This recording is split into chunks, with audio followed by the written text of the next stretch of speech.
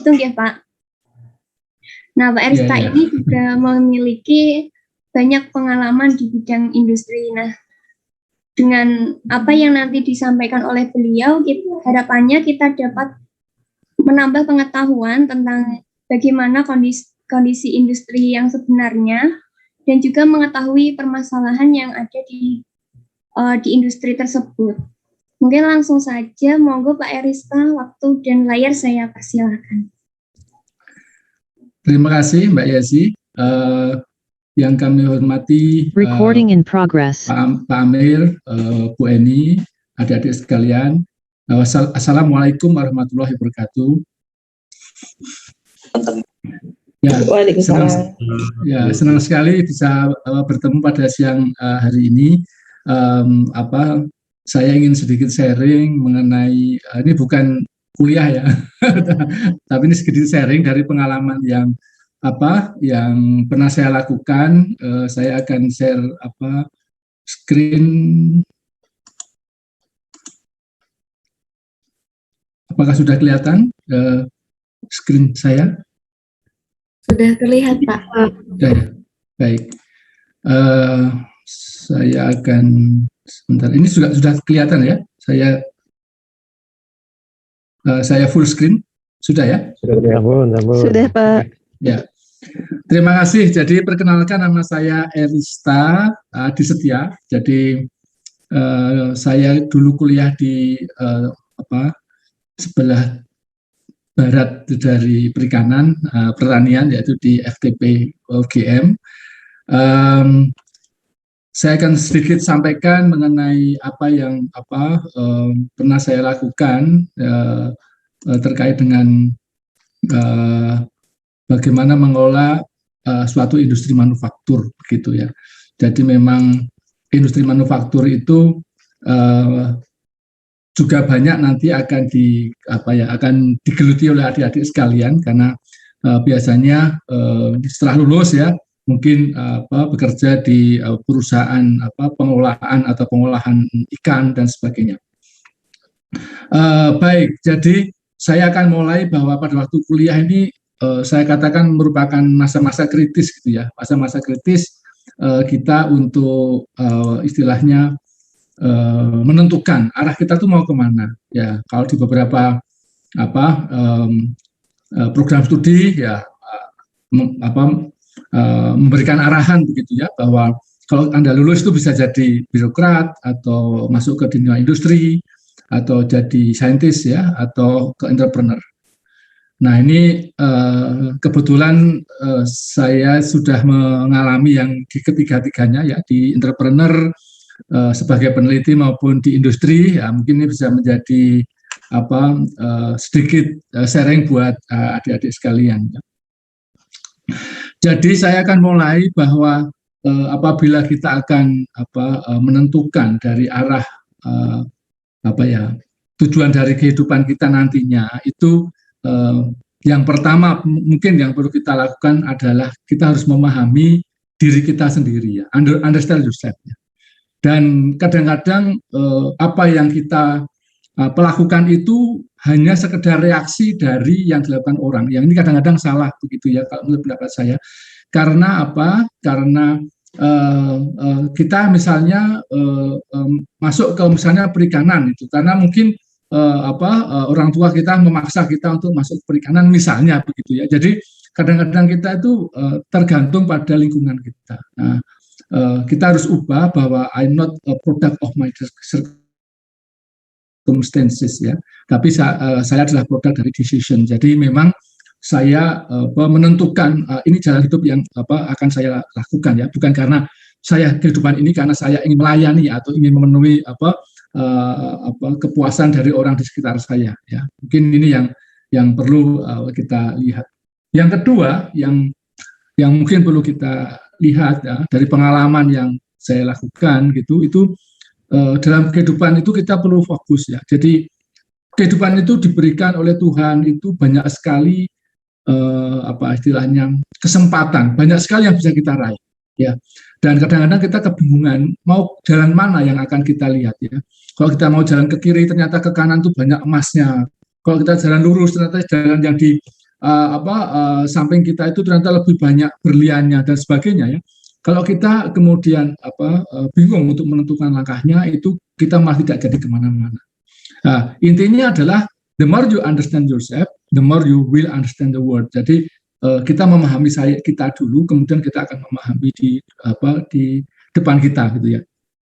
Jadi apa yang perlu kita lakukan yaitu focus on your path ya. Masing-masing kalian punya jalan gitu ya, punya path. Lalu tentukan path itu dan ikuti path itu ya. Tuhan pasti akan memberikan jalan keluar dari apa yang kita tentukan. Lalu do the right things ya. Do the right things itu istilahnya adalah apabila kita sudah menentukan itu ya the right thing. Misalnya kita ingin menjadi peneliti atau ingin menjadi dosen, tapi kita malas belajar ya. Itu bukan the right thing ya. Jadi kalau ingin kita menjadi peneliti ya kita harus rajin meneliti gitu ya. Rajin belajar, menambah belajar di misalnya jurnal dan sebagainya, menulis dan sebagainya ya. Kalau kita ingin entrepreneur ya kita harus melihat customer kita seperti apa, behaviornya, lalu produk apa yang harus kita berikan dan sebagainya ya. Masing-masing itu do the right thing untuk masing-masing path atau jalan yang kita inginkan. Nah, yang ketiga adalah responsible of what you do. Jadi bertanggung jawab terhadap apa yang kita lakukan. Ya, apapun yang kita lakukan, kita kalau bertanggung jawab mesti akan ada hasilnya. Lalu yang keempat, ini pengalaman saya yang sangat beragam, pendapat saya yaitu no shortcut. Jadi tidak ada orang yang kemudian tiba-tiba jadi kaya. Pasti kalau seandainya itu menjadi berhasil itu kalau terlalu cepat ada yang dikorbankan. Jadi no shortcut. Jadi jalan itu sudah ditentukan ya. Kalau seperti tanaman ya, kebetulan saya banyak di tanaman, itu nggak ada ya tanaman yang dari benih tiba-tiba langsung berbunga, nggak akan ada. Jadi pasti harus kita pelihara step by step ya. Masing-masing punya kelebihan dan kelemahan sendiri-sendiri. Kalau kita menanam bunga, bunga bisa cepat berbunga gitu ya. Kalau misalnya kita menanam bunga kertas misalnya, itu dalam waktu 2 bulan sudah berbunga, tapi juga cepat mati ya. Lalu kenapa kalau kita menanam bunga kertas, lalu kita kecewa karena itu yang punya bougainville kok bisa berbunga terus gitu ya, bertahun-tahun gitu. Ya kita sudah memilih bunga kertas. Nah, bunga kertas punya kelebihan bahwa setelah dia itu mau mati, dia bisa berbenih banyak. Kita bisa menanam lagi, yang gitu. Lalu yang bougainville juga mengatakan, saya cuma berbunga seperti ini saja. Sementara bunga kertas bunganya bisa banyak, bisa beratus-ratus gitu ya. Nah, kadang-kadang kita melihat seperti itu ya, dari satu sisi melihat lapangan orang lain, rumput orang lain itu selalu lebih hijau gitu ya. Kita sering katakan seperti itu. Jadi fokus ya, fokus. Nah, yang berikutnya, ini basic mungkin ya buat adik-adik semua ya, membangun mindset gitu ya untuk mencapai karir yang berikutnya ya. Yaitu don't limit your challenge ya, challenge your limit ya. Kadang-kadang kita memutuskan challenge kita, wah kalau gitu saya nggak bisa, nggak mungkin saya nggak akan bisa. Tetapi kita harus challenge your limit. Jadi masa sih saya nggak bisa? Apa yang menyebabkan saya nggak bisa? Apakah saya kurang belajar, saya kurang latihan atau dan sebagainya ya. Jadi challenge your limit ya. Alhamdulillah ya kita diciptakan oleh Tuhan itu memang adil ya. Pada kondisi apapun kita mendapatkan kesempatan yang sama. Orang yang cerdas itu mendapatkan kesempatan yang sama dengan orang yang tidak cerdas untuk hal yang berbeda. Ya, jadi kesempatannya sama. Ya. Orang yang mungkin tidak bisa melihat itu mempunyai sensitivitas terhadap pendengaran yang sangat tinggi, bisa jadi seperti itu. Ya. Jadi sudah diberi keseimbangan begitu ya, yang kita harus mensyukurinya ya, apapun yang kita punya. Ya. Jadi jangan kita melihat wah orang lain itu memang lebih cerdas, saya memang enggak. Gitu. Lalu kemudian kita melimitkan our challenge gitu ya. Jadi itu mungkin yang perlu kita lihat lagi ya. Yang kedua adalah kesuksesan itu terjadi karena kesulitan ya. Jadi adik-adik semua sekarang belajar di perikanan ini itu kan mencari kesulitan ya. Mencari kesulitan ya. Kalau di rumah kan bisa jalan-jalan ya. Misalnya kalau nggak kuliah ya. Kalau kuliah harus kerjain tugas, harus membuat nanti skripsi, ada praktikum, ada UTS ya, dan sebagainya ya. Jadi itu supaya sukses itu kita perlu ada kesulitan. Nah, cara yang paling baik untuk mencari kesuksesan itu ya dengan membuat kesulitan itu ya. Jadi kita membuat kesulitan secara terencana. Nah, yang berikutnya adalah makin tinggi karier berarti, jadi kalau kita posisinya makin tinggi itu berarti yang meningkat itu kemampuan kita mengatasi masalah. Tapi jangan pernah berharap bahwa masalah itu akan berkurang. Ya, jadi mungkin jangan pernah berpikir bahwa nanti saya bisa hidup enak. Permasalahan itu pasti akan bertambah. Tapi karena kita itu belajar terus, kita mendapatkan kesempatan dan kepandaian, kelihayan untuk mengatasi masalah dengan baik. Itu seperti kita main game ya.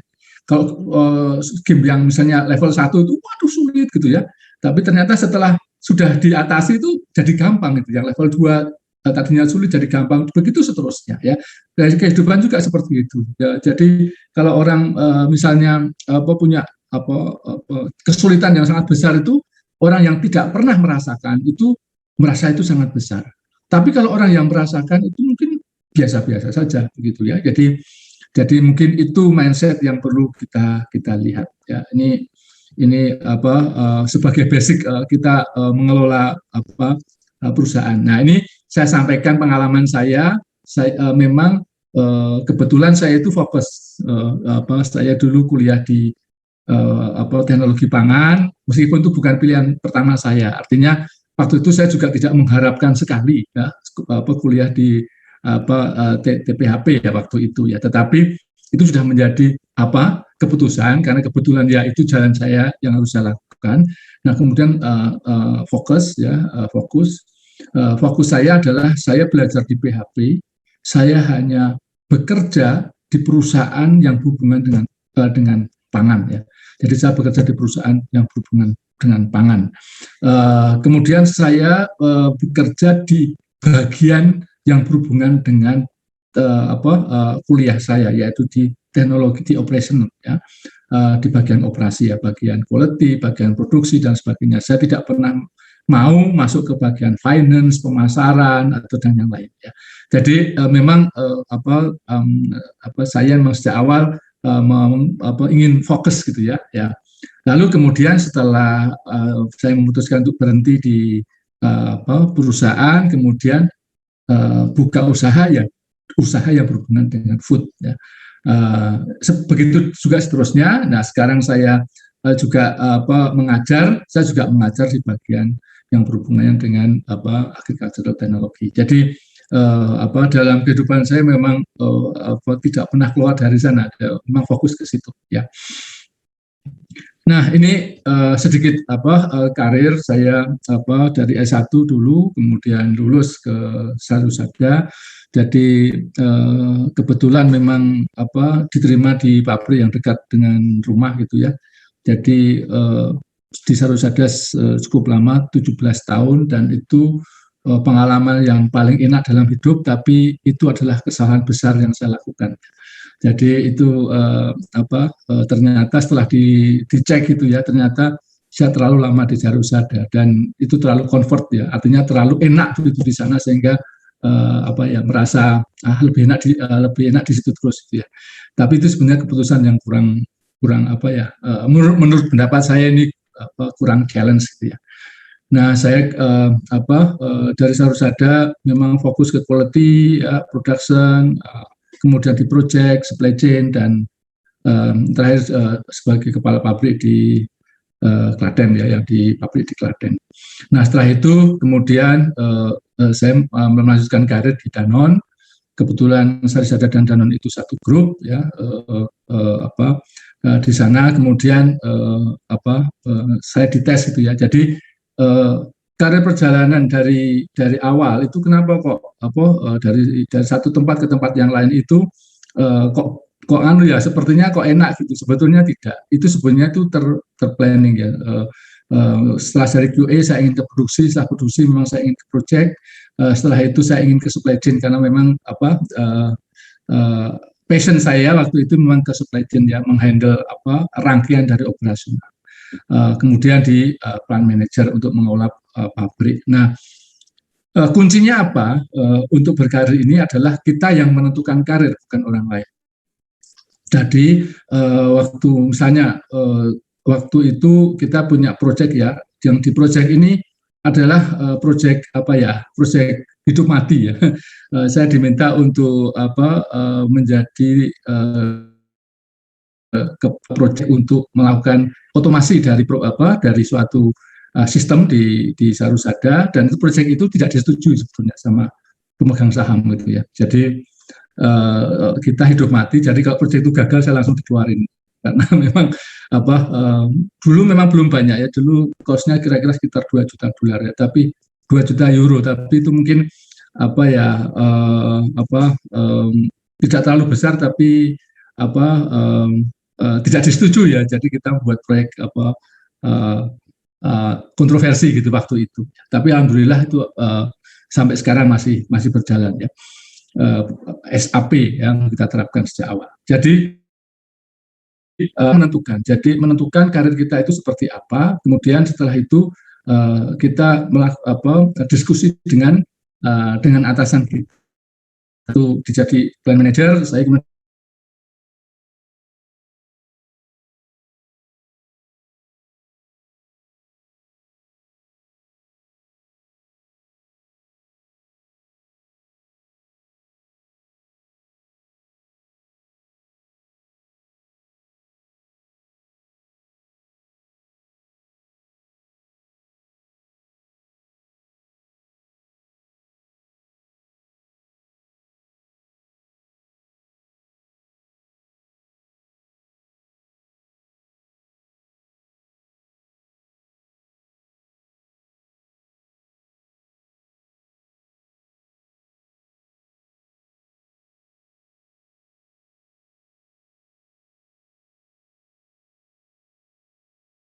Recording in progress. Selama saya bekerja itu belum pernah rugi, belum pernah tidak dapat bonus gitu ya. Setiap tahun dapat gitu ya. Jadi perusahaannya sangat menyenangkan sehingga saya terlalu lama di sana gitu ya. Setelah Danone selesai kembali ke Indonesia, kemudian saya daftar saya masuk ke Danone lagi di Danone Dairy Indonesia. Nah di Danone Dairy Indonesia itu kasusnya khusus ya, karena Danone Dairy itu perusahaannya itu rugi ya. Ruginya kira-kira 100 miliar setahun gitu ya. Jadi perusahaan kemudian memutuskan untuk mau menjual. Nah, begitu saya masuk ke Danone Dairy, saya diminta menjadi tim untuk menjual pabrik itu. Jadi kita kemudian masuk ke proyek. Kalau di perusahaan grup seperti MNC seperti Danone itu biasanya mereka punya tim ya. Mereka bawa tim dan mereka mulai menjual. Lalu saya punya pengalaman untuk menjual pabrik ya, banyak yang beli, kemudian kita negosiasi gitu ya. Nah akhirnya itu terjual dalam waktu 1 tahun.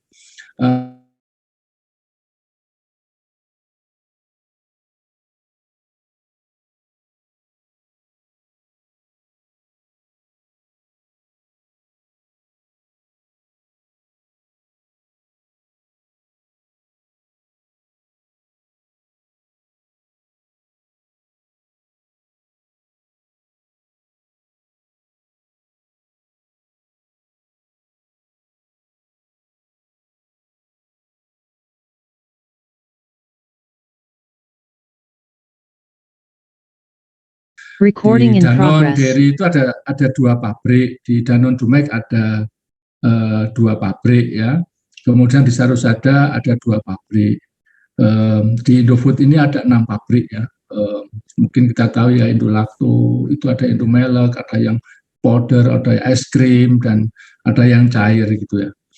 Nah di sana saya 2 tahun mengelola improvement yang ada di sana. Saya memandang itu cukup untuk di sana 2 tahun. Setelah belajar gitu, ternyata begini mekanisme bekerja di perusahaan lokal. Kemudian saya melanjutkan lagi perjalanan gitu ya ke perusahaan yang saya pikir itu berhubungan dengan hobi saya di tanaman gitu ya. Saya pikir Cargill itu perusahaan pertanian ya, ternyata sebetulnya perusahaan supply chain ya. Saya bukan daftar ya, saya di approach oleh namanya headhunter gitu ya. Kalau di manajemen itu biasanya headhunter yang mencari kita. Lalu saya di approach untuk masuk ke Cargill, dan akhirnya tahun 2017 saya lepas dari Indolacto dan masuk ke Cargill sebagai Operation and Manufacturing Director Indonesia. Kita ada 4 pabrik, 2 pabrik di Lampung, 1 pabrik di Jakarta, dan 1 pabrik di Pasuruan. Ya. Nah, dari sana saya hanya 1,5 tahun. Setelah itu saya memutuskan untuk berhenti karena dulu memang cita-cita saya itu 50 tahun harus bisa keluar lah dari industri, dan akhirnya saya keluar pada 50 tahun lebih 6 bulan gitu ya. Karena 6 bulan ditahan oleh bos saya untuk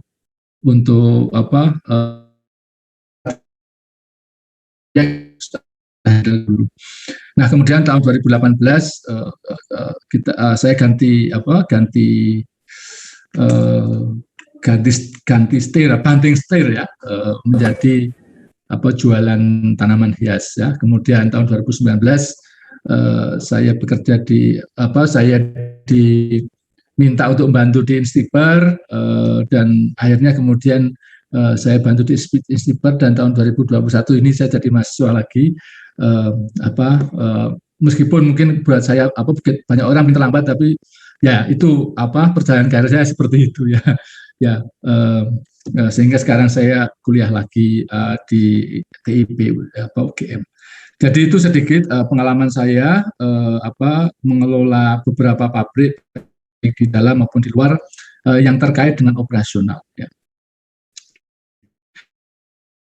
Saya ingin menggarisbawahi sebelum bagaimana sih kita mengolah pabrik itu, tadi mindset ya, yang kedua adalah ngeplan ya, ngeplan itu merencanakan kehidupan kita itu memang harus benar-benar dilakukan gitu ya. Jadi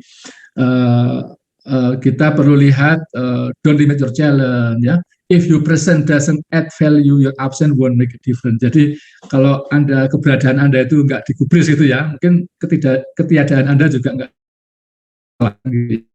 Jadi kita perlu memahami diri kita sendiri, lalu kita mengeksplor capability. Apa sih kemampuan kita, kelemahan kita, apa yang bisa kita berikan kepada masyarakat, kepada orang lain gitu ya. Nah, lalu dari sana kemudian kita melakukan assessment. Oh ya, saya punya kelemahan seperti ini ya, saya mempunyai kelebihan seperti ini. Lalu mulai kita develop career path ya. Kemudian mendemonstrasikan ya. Kalau kita bekerja di pabrik itu intinya bukan apa yang kita kerjakan, tapi apa yang kita hasilkan ya. Mau bekerja setengah mati, kalau efisiensi nggak naik ya tetap dianggap nggak kerja gitu ya. Nah, dari sana kalau kita sudah demonstrate your potential, maka kita review, reflection ya. Jadi apa sih yang perlu kita perbaiki, lalu kita perbaiki terus ya. Jadi itu yang perlu kita lakukan, dan pada saat kita melakukan itu not necessary bahwa kita itu akan enak ya. Jadi waktu kita bekerja itu ya mungkin saya sering dimarah-marahi gitu ya. Jadi dimarahi ini, kenapa kamu lakukan itu, tapi itu bagian pelajaran yang kita lakukan. Jadi not necessary that if you follow your life, kemudian your life is easy gitu ya, enggak ya. Jadi mungkin akan berat juga gitu. Tapi this is part of your life yang mungkin kalian adik-adik semua perlu untuk menikmatinya lah gitu ya. Nah, setelah kita plan your life, lalu kita kembangkan karir ya. Karir itu dari kecil ke besar gitu ya. Jadi ini seperti kita merawat tanaman gitu ya. Jadi dari awal menjadi supervisor, apa yang kita pelajari ya. Kebetulan saya belajar dari awal itu menjadi supervisor ya. Kemudian di senior produksi itu ngurusin pabrik, bikin pabrik gitu ya, mengolah tim, membuat proyek gitu ya. Kemudian kalau di level director itu kan kita lihat strategi ya, apakah kita mau bikin waktu itu bikin pabrik di Thailand atau tidak, apakah kita harus beli pabrik baru atau tidak kan gitu. Lalu proses-proses kita melakukan akuisisi ya, itu di level director. Lalu setelah saya bekerja sendiri ya, how to create ya, how to develop the community. Jadi mungkin itu stepnya ya kalau kita berkarir. Nah, dari sisi hard skill kita juga harus belajar karena kita orang pangan ya. Kalau adik-adik semua mungkin dari perikanan gitu, mungkin perlu membuat map gitu atau road map gitu ya. Dulu saya belajar protein, food processing dari awal, kan kemudian belajar yang powder, kemudian belajar yang ya, saya belajar karbohidrat ya di penambahan ilmu yang itu bisa secara terencana kita belajar sehingga apa yang kita dapatkan dalam kehidupan kita itu tidak orang istilahnya itu nggak mabul-mabul ya, nggak berserak-serak gitu ya. Jadi sudah ya dulu saya belajar hidup seperti ini, saya belajar mengenai ini, kemudian saya belajar lagi mengenai hal-hal yang lain, terus begitu ya. Jadi pengalaman itu menjadi lebih kaya gitu ya dari apa yang kita dapatkan di lapangan. Jadi begitu prosesnya. Nah, oke, sekarang kita memilih tempat kerja. Pada waktu adik-adik sekarang tahun 2019 ya baru semangat-semangatnya belajar gitu ya. Nah, bagaimana kita memilih tempat kerja? Ya, yang pertama ya, jadi jangan memilihnya itu perusahaannya itu untung atau tidak, besar atau tidak, belum tentu itu cocok dengan kita. Yang kita lihat adalah mission atau vision dari perusahaan itu. Karena apa? Kalau kita bekerja di pabrik atau di perusahaan swasta gitu ya, itu hidup kita akan diambil mereka. Jadi itu mungkin yang harus kita persiapkan ya. Jadi kita harus belajar bekerja full time. Hidup kita itu kebudayaan kita, cara kita hidup itu akan diambil oleh mereka. Ya. Jadi misalnya saya bekerja di Danone, kemudian setelah saya harus seperti ini misalnya, kamu pindah ke Malaysia, itu hanya 1 minggu saya dikasih waktu. Ya. Kalau enggak ya kamu keluar gitu misalnya. Jadi di sana saya harus ngurusin ini, saya harus menyesuaikan dengan kehidupan orang Chinese, kehidupan orang India, ya, budaya-budaya mereka yang baru itu, saya nggak mau, tidak bisa begitu. Kita harus embrace gitu ya, kita harus merangkul kehidupan itu. Jadi kita harus tahu betul visi, misi dan values dari perusahaan yang kita masuki. Ya itu mungkin yang perlu kita lihat. Lalu setelah itu kedua beradaptasi. Ya, pabrik itu di mana-mana yang namanya industri itu pasti ada negatifnya ya. Jadi nggak ada yang kemudian saya nggak mau kerja di sana karena apa? Karena orangnya itu main politik misalnya, orangnya itu pada nggak jujur gitu ya. Di mana-mana akan ada seperti itu.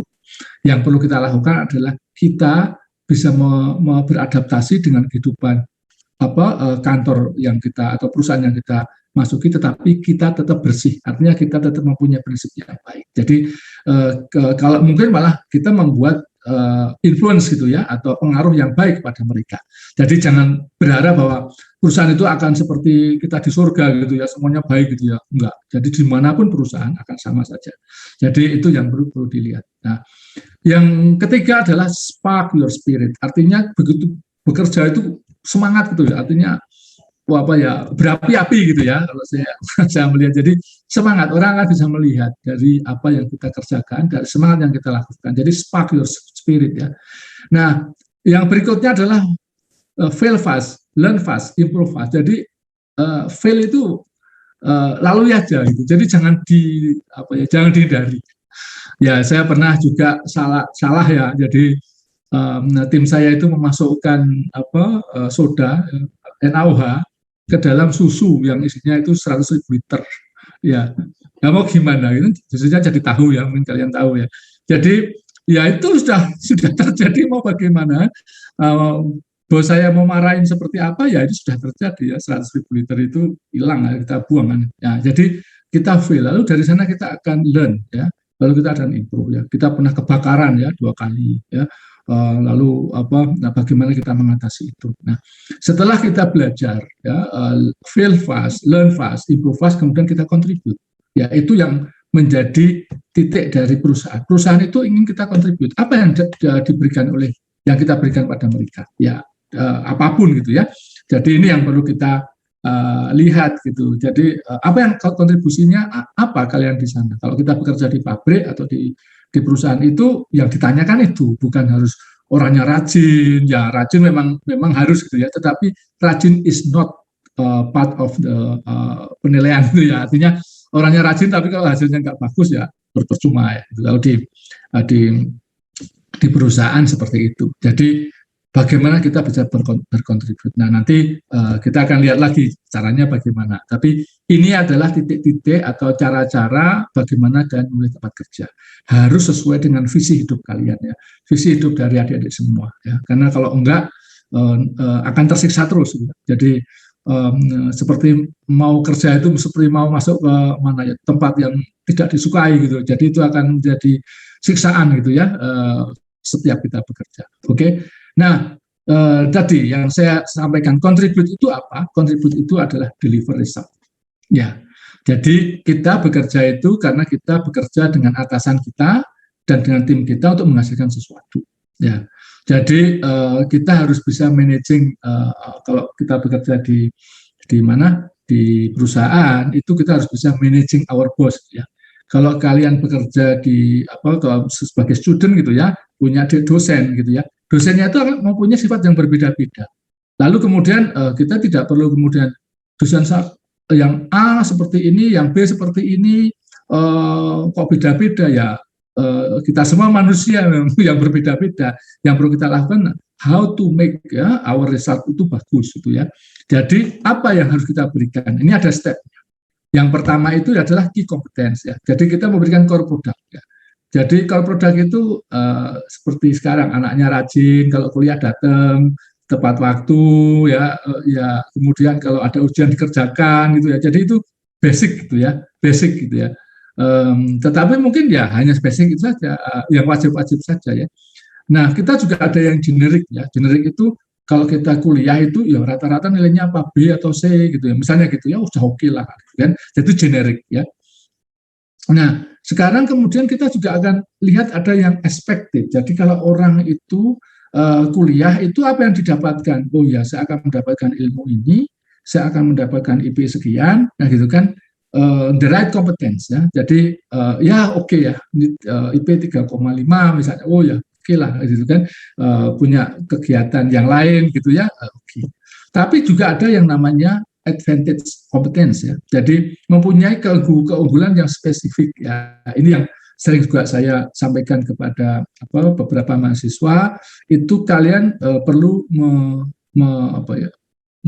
mengembangkan kompetensi yang sangat spesifik ya, misalnya pintar nyanyi atau pintar main musik atau pintar olahraga atau apapun ya, yang itu spesifik gitu. Jadi itu karena hobi atau apa ya, itu jangan dimatikan ya, karena apa, itu bisa menjadi support dari apa yang dilakukan di pabrik. Misalnya orang yang suka berolahraga itu umumnya mereka sportif.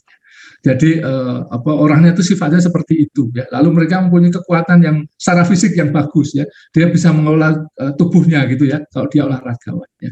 Ada juga yang orang yang memang suka suka menyanyi ya. Orang suka menyanyi itu dia suka mengekspresikan ya, dirinya kan gitu kan. Itu akan terlihat bahwa pada waktu bekerja di pabrik dia bisa maju sendiri, artinya tampil ke depan, dia berani ya, mau gitu kan, memimpin mungkin ya, atau mengkoordinasi itu bisa. Jadi specific skill itu juga harus. Nah, specific skill itu juga menjadi apa istilahnya genuine kompeten. Jadi menjadi sesuatu yang spesifik dari adik-adik semua. Pinter mancing gitu ya, cari ikan, pinter masak ikan, dan itu kan, pinter juga ngolah gitu kan. Nah itu juga menjadi satu rangkaian ya keilmuan yang spesifik ya. Jadi itu kalau misalnya adik-adik punya hobi itu berusaha untuk dilengkan ya, tapi jangan dimatikan. Ini pendapat saya begitu ya. Jadi saya punya teman yang sukses di karir ya, karena dia tuh suka ngelawak gitu ya. Jadi orang itu apa ya? Kalau orang Jawa itu gimana ya, ngomongnya itu asal keluar gitu ya, asal ngomong tapi lucu gitu, dan itu disukai hampir di seluruh cabang di dunia gitu ya. Jadi kalau ada pertemuan internasional itu dia pasti maju gitu. Sehingga orang tahu, oh ya ini orang ini itu memang pinter ngomong, dan alhamdulillah dia itu skillnya bagus, jadi performanya juga bagus sehingga dia cepat karirnya. Jadi itu mungkin yang bisa kita lihat. Nah, Oke, sekarang kita mulai masuk ke yang lebih teknis ya. Apa sih tantangan kita kalau mengelola suatu perusahaan gitu ya? Jadi apa saja ya? Jadi kalau misalnya kita jadi kepala pabrik gitu ya, atau direktur produksi gitu ya, atau mungkin manajer produksi, apa yang kita yang bermasalah gitu. Ini yang pertama itu kita harus siap ya. Jadi pekerjaan itu tidak bisa dipilih ya. Artinya kita harus siap bahwa kalau kita bekerja di pabrik itu kita harus bisa mengolah force major. Misalnya pabriknya kena gempa, ya gitu kan, kemasukan debu vulkanik gitu ya, ada krisis ekonomi, ada kebakaran, ada kecelakaan kerja. Jadi itu beberapa pekerjaan yang tidak kita sukai, tapi kita harus bisa mengatasi. Dan itu harus butuh skill ya. Karena apa? Karena kalau tidak itu adik-adik akan stres. Misalnya adik-adik kepala pabrik, kemudian pabriknya kebakaran. Lalu kita malah bingung itu gimana itu malah susah. Jadi kita harus melihat kalau itu ada masalah seperti ini apa yang kita lakukan ya. Jadi kalau ada bencana apa dulu yang harus kita selamatkan. Nah misalnya begitu ya. Jadi yang pertama bisa mengolah post major ya. Yang kedua kita bisa mengolah kasus internal. Kalau kita di produksi itu pasti ada masalah ya. Kadang-kadang supply terlambat ya. Kadang-kadang mesinnya breakdown, kadang-kadang orangnya tidak datang, kemudian barangnya dicuri anak buah kita, itu bagian yang ya kadang-kadang atasan kita itu yang nggak jelas gitu ya, kadang-kadang seperti itu ya. Jadi itu ada masalah-masalah internal yang bisa terjadi ya. Yang kedua itu. Yang ketiga mengolah hubungan industrial, yaitu ya kadang-kadang kalau kita nggak mogok, ya, demo, ya, atau mungkin pekerjaannya asal-asalan, ya, kemudian mereka membentuk front-front gitu ya, yang saling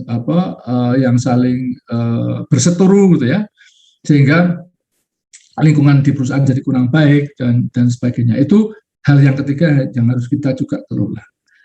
Yang keempat adalah mengolah lingkungan, ya.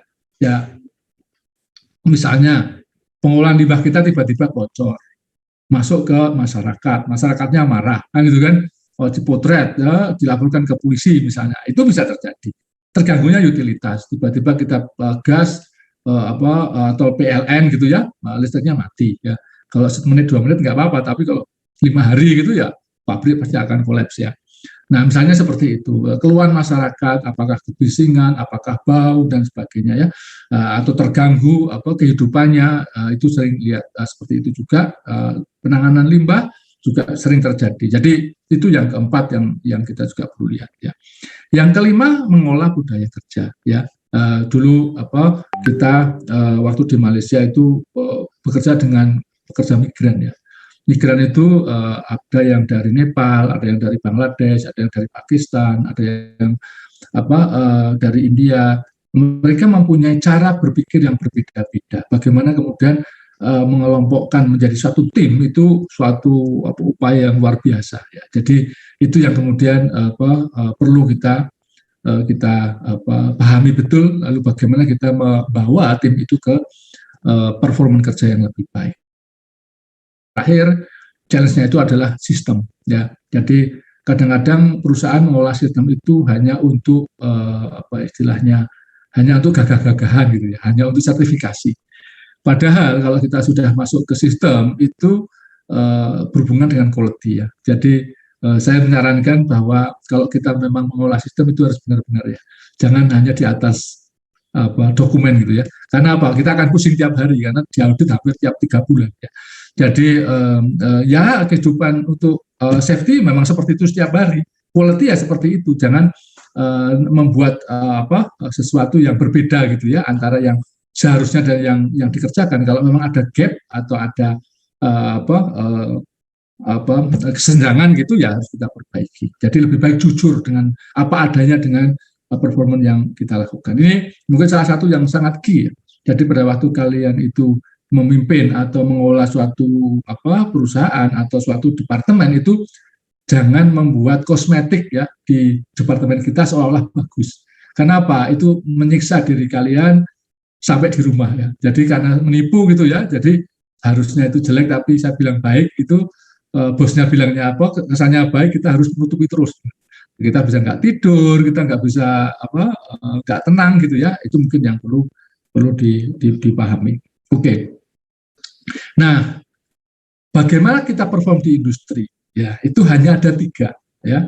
Jadi saya mensarikan ya, kalau kita mau perform di industri itu ada 3, yaitu yang pertama bisa managing people, yang kedua kita bisa managing customer, yang ketiga managing environment. Itu yang paling utama gitu yang perlu kita lihat. Nah, sekarang kita lihat untuk managing people ya. Jadi ini salah satu pabrik yang mungkin sudah 20 tahun yang lalu ya, saya di sana.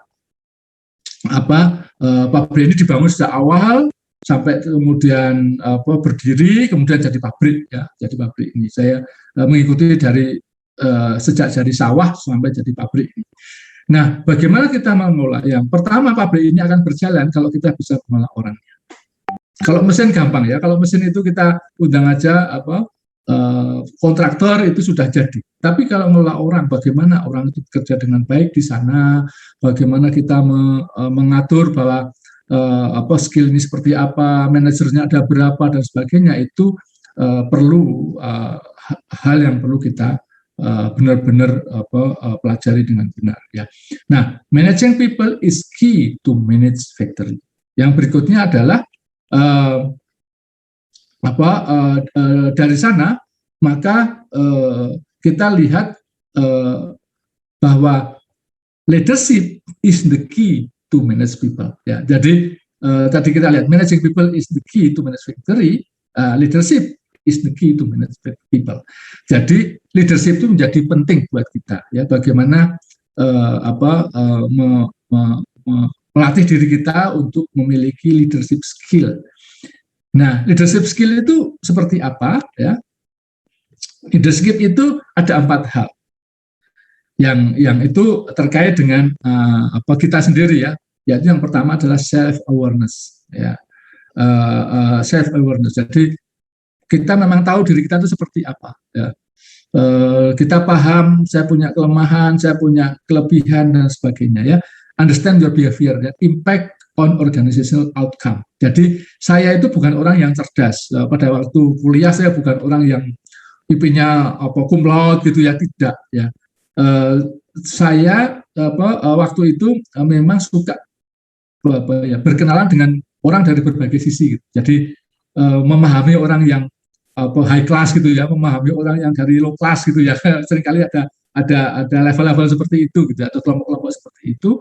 Nah, lalu saya berusaha untuk membridging ya, atau membuat jembatan gitu supaya jalur komunikasinya baik. Jadi itu ya. Jadi self awareness yang kedua adalah komunikasi. Jadi komunikasi seorang leader itu yang paling baik adalah inspire trust. Jadi tidak perintah gitu ya, tapi memberikan inspire itu memang perlu latihan gitu ya. Jadi memberikan inspire itu dengan cara apa? Dengan cara membuat pertanyaan. Jadi memang kalau di leadership mungkin yang saya pelajari itu hal yang paling sulit adalah mencari pertanyaan yang paling tepat untuk anak buah kita.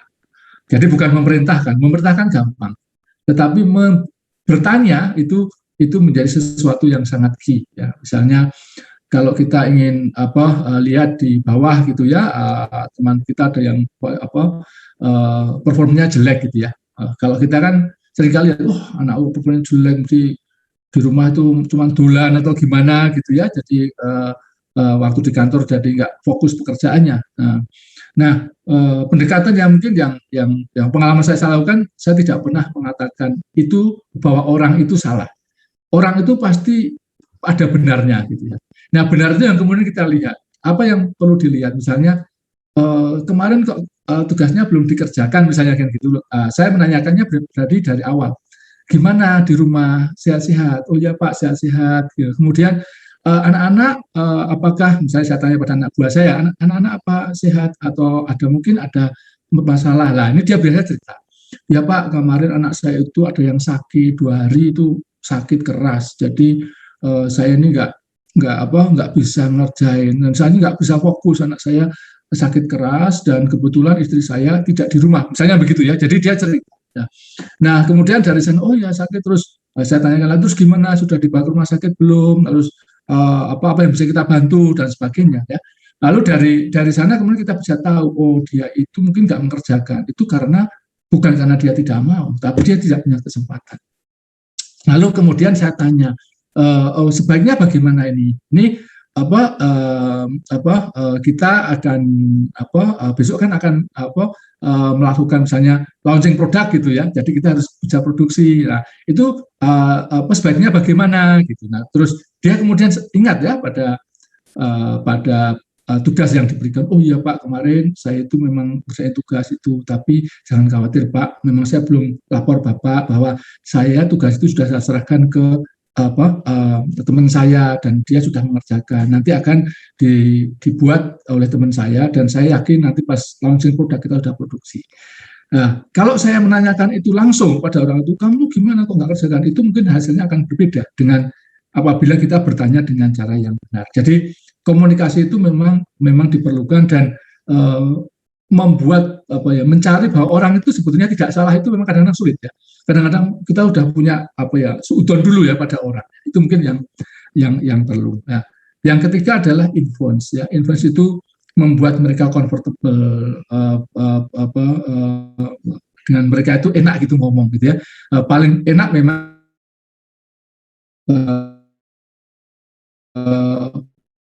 berbicara dengan mengenai keluarga, anaknya gimana, kemudian mereka bisa menyampaikan ketiga. Kemudian yang keempat adalah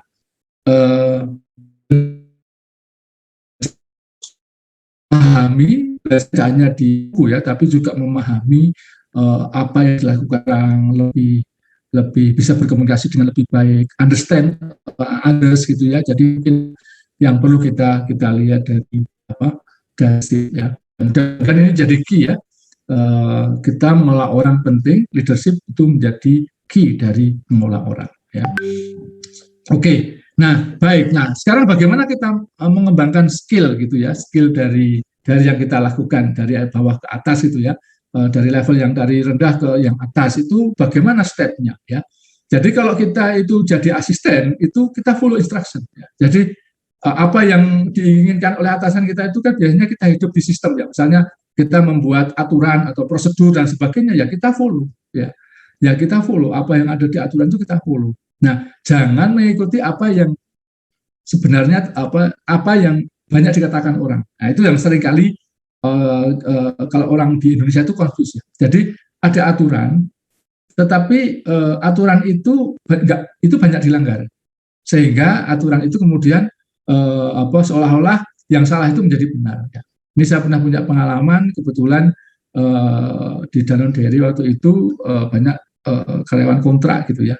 Aturannya adalah kalau orang produksi karyawan harus karyawan tetap. Lalu setelah saya masuk 2 bulan 3 bulan semua karyawan kontrak saya tetapkan jadi karyawan tetap. Nah saya kemudian dipanggil sama bos itu, kenapa kamu melakukan itu? Ya, ini kan kita belum punya dana dan sebagainya. Saya bilang aturannya seperti ini. Ya, kalau ini nggak di follow, itu artinya apa? Tapi kan banyak perusahaan lain ya, saya mengikuti aturan.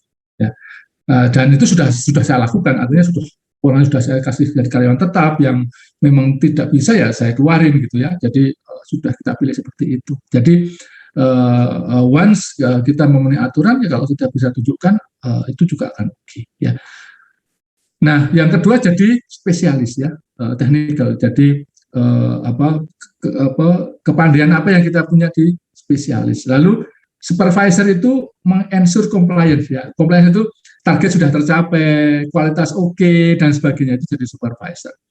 Kalau manajer itu adalah translate ya. Jadi perusahaan itu punya arah kayak apa, kita ngerjakan. Nah, misalnya besok kita harus kapasitas produksinya sekian kan gitu kan, kita harus kecepatan produksinya sekian itu. Nah itu kita mengikuti itu ya, membuat rencana itu. Sementara direktur itu develop strategi. Nah apa skill yang diperlukan ya? Yang pertama kalau saya itu integritas. Jadi jujur, nomor 1 itu jujur ya, integritas pada orang lain dan integritas pada diri sendiri. Jangan menipu diri sendiri gitu ya. Lalu yang kedua adalah soft skill ya, soft skill tadi ya kerjasama, komunikasi dan sebagainya. Hard skill ya, hard skill itu ya kalau kalian di mana di fishery atau di perikanan ya harus tahu ikan ya. Jangan sampai kemudian kalian kuliah di perikanan ditanya ikan nggak tahu ya. Jadi itu hard skill basic yang harus diketahui ya. Segala ikan saya tahu kan gitu ya. Lalu yang berikutnya adalah specific skill yang saya sebutkan tadi ya, apa tambahan skill yang bisa dibuat. Nah nextnya adalah confident ya. Jadi yakin dengan apa yang kita punya. Yakin yang kita punya itu bagus ya. Yakin yang kita punya itu punya kelebihan. Lalu yang berikutnya adalah tell the truth ya. Ini yang sering kali ya kalau kita punya atasan gitu, kadang-kadang kita nggak mengatakan tell the truth ya. Setelah kita ngomong, nggak apa-apa kok Pak gitu kan, nah, kita nggak usah tidur ya. Jadi lebih baik kita ngomong seapa adanya, nanti paling dimarahin gitu. Kalau kerja di pabrik itu resikonya itu hanya dimarahin gitu. Kalau kerja di di entrepreneur kalau salah ya duitnya hilang kan gitu. Kalau di pabrik itu paling dimarahin gitu ya. Jadi tell the truth, makanya deliver result gitu ya. Jadi setelah tell the truth ya, kemudian deliver result. Jadi tunjukkan bahwa kita berkontribut ke sana. Lalu komunikatif, memberikan informasi, memberikan update dan belajar dengan baik. Itu aja kuncinya ya kalau kita ingin mengembangkan skill dari bawah sampai ke atas gitu ya. Apa saja yang perlu kita siapkan. Ya. Oke. Nah, ini saya lanjutkan lagi ya. Jadi kita belajar gitu kan. Nah, kalau kita ingin belajar apa yang harus dilakukan gitu kan. Jadi kalian adik-adik semua saat ini belajar. Lalu belajar itu apa yang yang harus dilakukan? Nah, seringkali kita belajar itu tidak holistik ya. Jadi kita belajar kadang-kadang hanya belajar di mind saja, di pikiran saja. Padahal belajar itu ada banyak hal ya. Kita belajar di mind kita, pikiran kita, body kita, heart kita, dan spirit kita. Jadi kita belajar itu harus empat-empatnya itu. Kita belajar supaya lebih pintar, pengetahuannya lebih banyak. Kita juga belajar supaya badan kita menjadi lebih sehat. Ya. Kita juga belajar terus supaya hati kita menjadi lebih lembut. Ya. Dan kita juga belajar supaya keimanan kita bertambah. Jadi itu yang harus kita lakukan. Dan itu harus dilakukan secara seimbang gitu ya. Jadi tidak kemudian main saja atau spirit saja gitu. Itu dilakukan dengan seimbang. Kuncinya apa? Just do it. Ya. Jadi nggak perlu macam-macam gitu. Nggak puas besok saya akan melakukan ini, nggak perlu. Jadi kalau kalian ingin improve yourself, just do it. Ya. Jadi kerjakan aja gitu kan. Saya ini harus olahraga ya sekarang, ambil sepatu lari gitu ya. Jadi nggak usah besok saya mau lari setiap itu terlalu banyak planning dan itu nggak akan terlaksana. Ya. Jadi kerjakan ya. Saya ingin berdoa lebih banyak ya sekarang ambil wudhu kalau muslim ya, ambil wudhu kemudian sholat gitu kan, kemudian berdoa dengan khusyuk dan sebagainya. Jadi itu yang perlu dilakukan, how to improve yourself ya. Nah setelah Anda improve yourself, nah build a great team to others ya. Jadi membuat supaya tim kita itu juga menjadi strong gitu ya. Nah caranya bagaimana? Yaitu pertama adalah Anda harus jadi orang yang dipercaya. Itu kuncinya. Caranya bagaimana? Memimpin dengan contoh. Jadi kalau saya di pabrik ya, kalian harus masuk jam 7 pagi ya. Saya berangkat jam 9, nggak akan dipercaya. Ya kalau saya minta berangkat jam 7, saya juga berangkat jam 7. Itu adalah lead by example. Jadi tunjukkan kepercayaan, jadi orang tuh harus percaya gitu ya. Jadi inspire trust. Jadi itu orang iya nih bapaknya itu kalau kemarin minta saya datang, ternyata bapaknya nggak pernah telat juga kan gitu kan. Jadi kan lebih membangun kepercayaan. Lalu yang kedua itu memberikan purpose atau tujuan itu jelas itu. Kalau menyampaikan ke tim kita atau ke atasan kita itu clarify purpose. Saya itu ingin apa, itu jelas. Lalu yang berikutnya adalah align system. Jadi kita itu mengkolaborasi dengan teman-teman. Misalnya kalau kita jadi panitia, kita ingin mencari dana, gitu kita bagaimana meng-align ya dari dalam tim, kemudian kita mencari sumber dana dari luar, bagaimana kita approach dan sebagainya. Itu yang perlu kita lihat. Lalu yang berikutnya adalah unleash talent. Ya. Jadi itu seringkali kalau kita lomba gitu ya. Ayo kita tetap harus bisa, kita latihan dengan mati-matian gitu ya, untuk menggali seluruh potensi yang ada. Lalu kuncinya apa? Just do it. Ya. Jadi permasalahan dalam belajar dan membangun tim itu adalah karena terlalu banyak rencana. Ini pengalaman saya. Jadi malah tidak dikerjakan. Ya. Jadi yang penting adalah dieksekusi. Dalam eksekusinya itu salah atau gagal, itu bagian dari apa yang kita kerjakan. Jadi tidak perlu takut itu akan gagal atau akan salah. Ya. Jadi itu ya. Jadi yang pertama tadi managing people ya. Yang kedua kita akan managing customer. Sampai jam berapa ya nih? Ini sudah jam 15. Nanti sampai jam berapa ya Mbak? Sampai jam 15.20 Pak. Oh, oke. Jadi ini kalau gitu saya percepat aja ya. Kalau gitu ini managing customer itu apa kuncinya ya? Kuncinya yaitu saya percepat ya. Ada 3. Yaitu produk, service, dan trust. Jadi kalau kita managing customer itu kita harus punya produk yang bagus ya. Nah, kita itu apa ya? Kalau kita lihat di sini ya. Jadi kita mempunyai produk, lalu kita harus tahu customer kita itu siapa ya. Kita harus paham betul customer kita ya. Dan produk kita atau customer kita itu tidak hanya orang yang beli ya, tapi juga next proses. Misalnya kalau kita bagian gudang, itu next prosesnya adalah bagian produksi ya. Bagian produksi, next prosesnya mungkin bagian marketing ya. Jadi kita harus mensatisfy atau memuaskan bagian berikutnya, yaitu next proses ya. Lalu kita paham dengan customer kita. Nah, ini salah satu contoh produk yang saya lihat ya, Blue Harvest ya. Dia punya produk ikan yang bagus karena dia memberikan pengetahuan bahwa proses untuk ikan yang kalian makan atau yang dimakan itu adalah ikan yang benar-benar gitu ya, sustainable, kemudian bisa di traceability, proses dengan baik, mengikuti kaidah-kaidah environment misalnya, itu sehingga menyebabkan orang jadi percaya dan mungkin mau beli dengan harga yang lebih mahal ya, meskipun produknya sama, yaitu ikan ya. Jadi mungkin ini sebagai contoh bagaimana kita bisa mengolah produk ya dengan baik dan service ya, jadi produk dan service dengan baik. Nah, yang berikutnya adalah trust ya.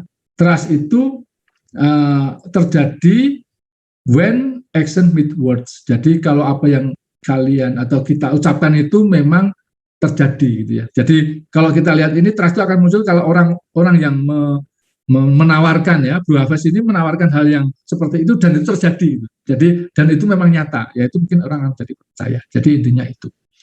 Lalu tantangan dan kepercayaan itu biasanya sistem, komunikasi dan orang ya. Jadi karena kalau sekarang salah paham ya, banyak hoax, ya, information bomb ya. Seringkali kita terkendala dalam hal itu ya. Jadi mungkin kita perlu hati-hati ya, terutama di media sosial.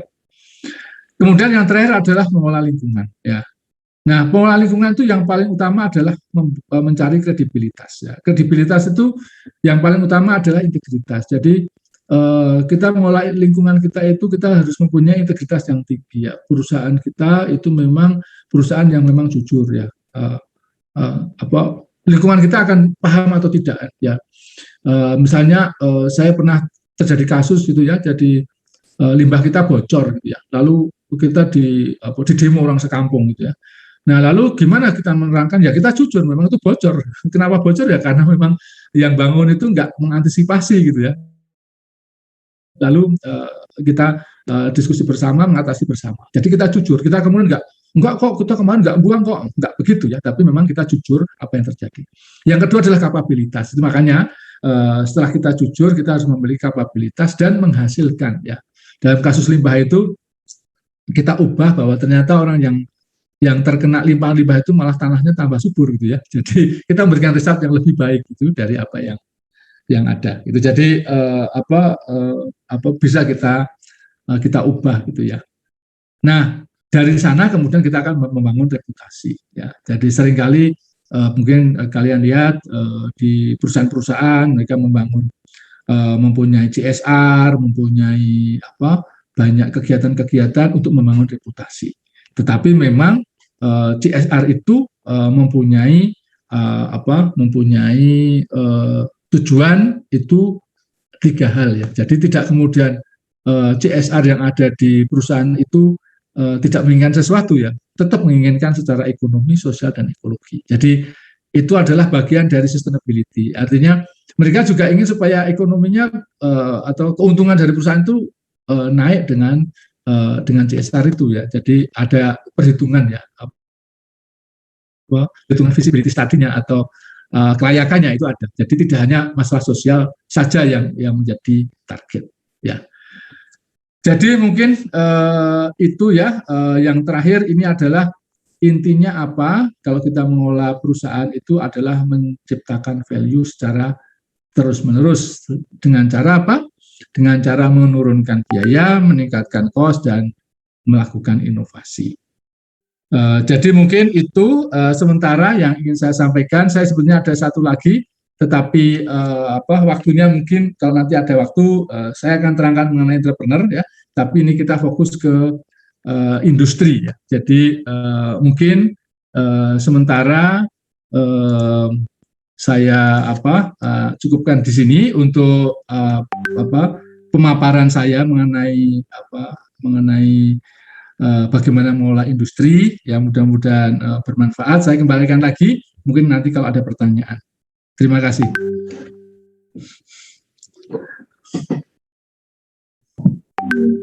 Baik Pak Erista, terima kasih atas pemaparannya, sangat menarik sekali ya teman-teman. Mungkin dari pemaparan tadi kita bisa mendapatkan banyak pengalaman dan cerita dari Pak Erista. Mungkin selanjutnya kita masuk ke sesi tanya jawab. Sebenarnya teman-teman juga banyak yang ingin bertanya dan mengetahui lebih lanjut terkait industri. Baik, silakan teman-teman, ada yang ingin bertanya, boleh on mic atau dituliskan di kolom chat dengan menyebutkan nama dan NIM. Silakan teman-teman yang ingin bertanya.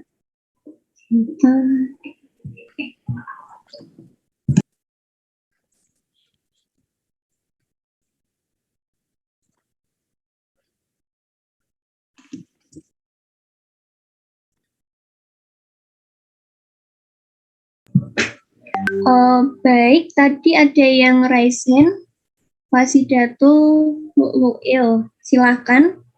Ada yang Baik, terima kasih atas kesempatannya Mbak Yesi. Sebelumnya terima kasih banyak kepada Pak Erista yang sudah berbagi ilmu yang sangat luar biasa. Perkenalkan, saya Wasidatu Lu'il Maknun. Saya izin bertanya Pak, sebenarnya tadi sudah dijelaskan sedikit mengenai bagaimana cara kita beradaptasi dan tetap bisa bekerja profesional jika kita dihadapkan dengan rekan kerja maupun dengan senior yang tidak sesuai dengan prinsip kita. Sebagai contoh, kalau ada yang bermain politik gitu Pak. Tadi kan beberapa sudah dijelaskan ya Pak, tapi kalau dalam realitanya kan pasti itu lebih kompleks lagi ya Pak. Nah, itu cara kita tetap beradaptasi dan bisa bekerja lebih profesional, tetap profesional itu bagaimana ya Pak? Terima kasih. Oke. Mungkin ada pertanyaan lain dulu sebelum saya jawab. Baik, mungkin pertanyaannya apakah ada yang lain teman-teman?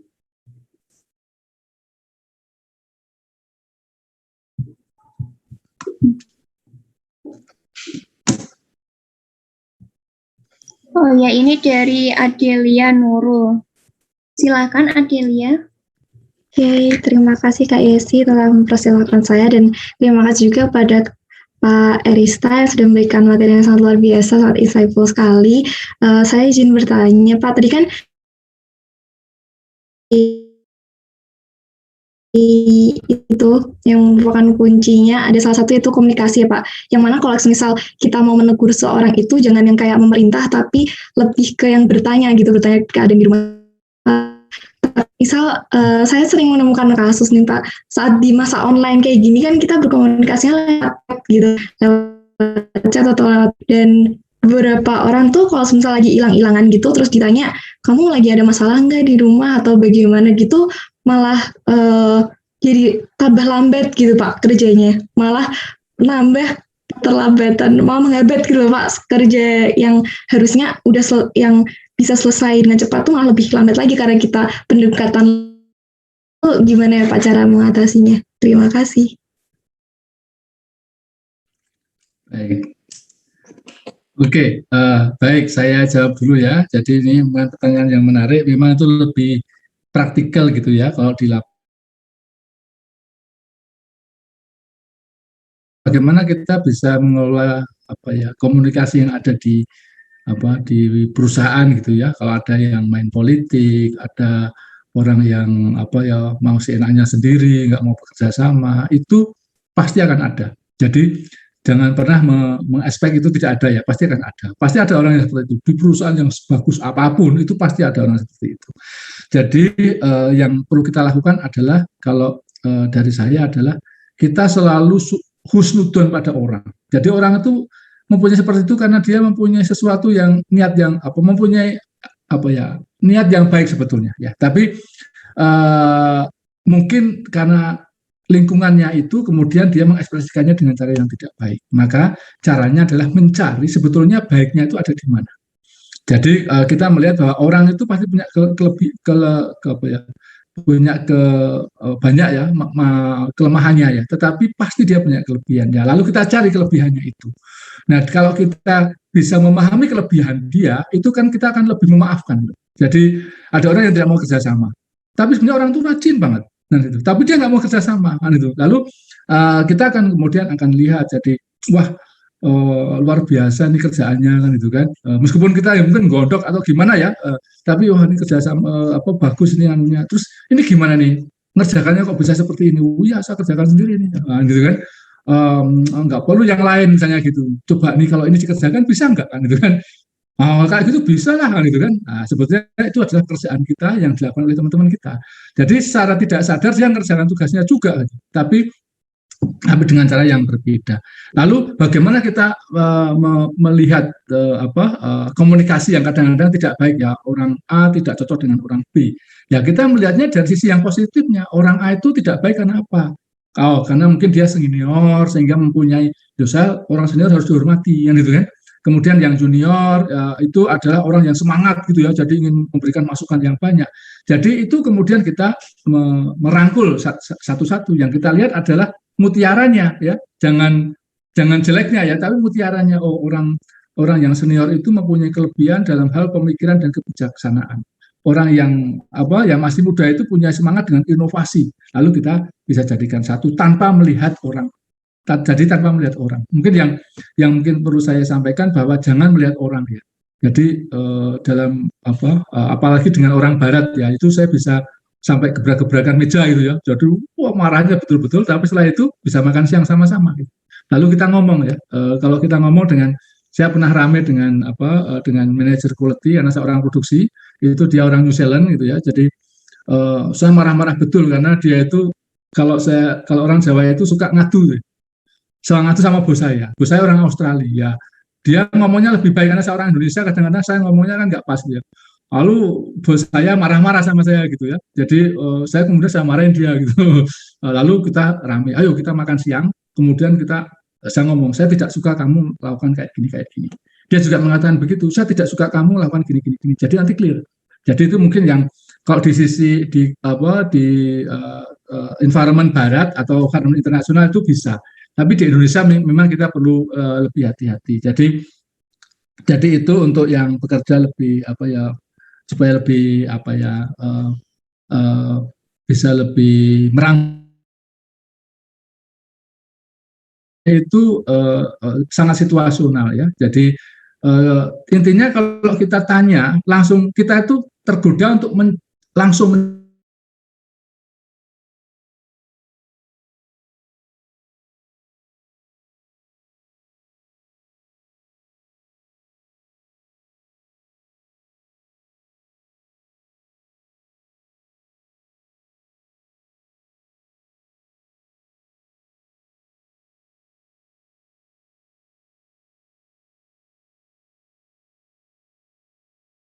misalnya Recording in saya progress. itu ada teman yang ingin cari kamu, misalnya begitu ya, tidak ada hubungannya dengan itu. Itu kok kamu biasanya aktif pada jam berapa kan gitu, nggak ada hubungannya gitu. Lalu mungkin dia mengatakan, oh saya aktif terus kok gitu. Oh ya, kalau gitu ini temen-temenmu mau komunikasi misalnya begitu ya. Nah itu bisa nanti dari sana akan bisa melihat. Tetapi kalau langsung itu mungkin akan akan mereka kerasa, oh ya ini mau saya baru disindir nih kan gitu kan, dia malah tambah nggak respon gitu ya. Mungkin itu sedikit ya tips ya. Oke, mungkin ada pertanyaan lain. Baik, terima kasih Pak Erista atas pertanyaannya. Ini di kolom chat ada pertanyaan Pak, saya bacakan dari Tere. Ketika kita menjadi seorang atasan dan memiliki beberapa karyawan, saya izin bertanya mengenai tips cara mendelegasikan tugas kepada karyawan. Selain itu, saya izin bertanya bagaimana cara belajar seni kepemimpinan yang baik. Terima kasih. Oke, jadi saya tahan dulu, mungkin ada satu lagi. Baik Pak, ini ada Andrew yang mau bertanya, dipersilakan. Ya, silakan. Baik, selamat sore Pak, menarik ya. Selamat sore. Sampaikan tadi. Ya. Tapi lebih tertarik ke perjalanan karir Bapak sih Pak. Kalau nggak salah Bapak kan awalnya dari PT apa? Saya lupa tadi. Bapak SGM. Ya. Tapi agak lama ya Pak. Terus saya lihat ke akhir-akhir itu Bapaknya jadi kurun waktu bekerjanya itu semakin sempit. Nah, yang saya tanyakan Pak, parameter Bapak untuk meninggalkan pekerjaan itu gimana ya Pak? Apakah Bapak melihat di perusahaan ini saya tidak bisa berkembang lagi, terus Bapak langsung memutuskan untuk pindah atau apa ya Pak? Mengapa Bapak maksudnya ganti-ganti gitu? Apalagi yang di akhir-akhir, pas di bagian akhir. Ya. Terima kasih Pak. Oke. Baik, saya jawab yang pertama dari Tere mengenai bagaimana mendelegasikan. Jadi memang tugas orang pemimpin itu adalah menyelesaikan pekerjaan tanpa melakukan pekerjaan. Jadi kalau saya meminta itu bahwa Anda akan berhasil, yang namanya saya juga sampaikan ke supervisor gitu biasanya ya. Anda akan berhasil menjadi supervisor kalau Anda bisa menyelesaikan target produksi, tapi Anda nggak melakukan.